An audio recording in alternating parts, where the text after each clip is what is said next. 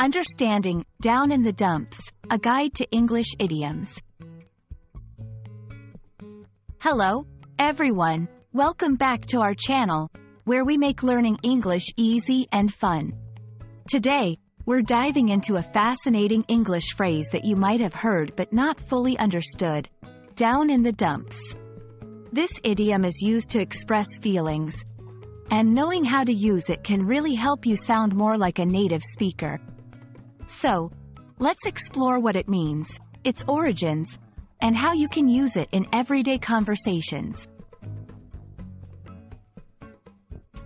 When someone says they are down in the dumps, they are telling you that they are feeling very unhappy, depressed, or sad. It's a way to describe a low mood without specifying a reason.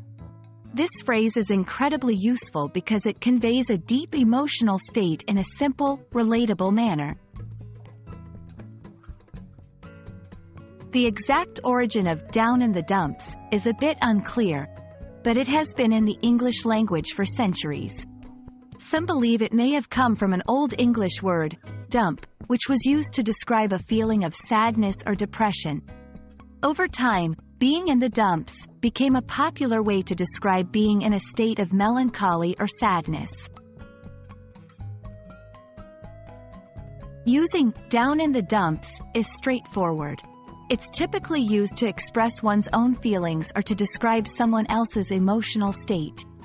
Here are a few examples. Personal use: I've been feeling really down in the dumps since I lost my job. Describing someone: he's been down in the dumps ever since the breakup. Inquiring about feelings: you seem a bit down in the dumps today. Is everything okay? Remember, while it's a useful phrase for expressing sadness, it's also important to be sensitive to the context and the feelings of the people you're talking to.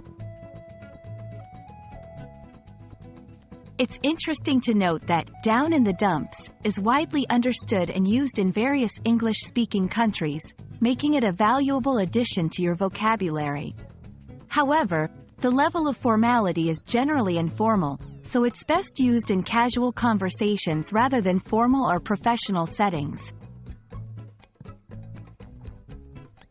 And that wraps up our exploration of the phrase, down in the dumps.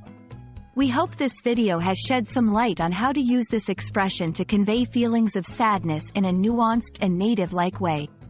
Remember, learning idioms is a great step towards fluency and understanding the emotional depth of a language.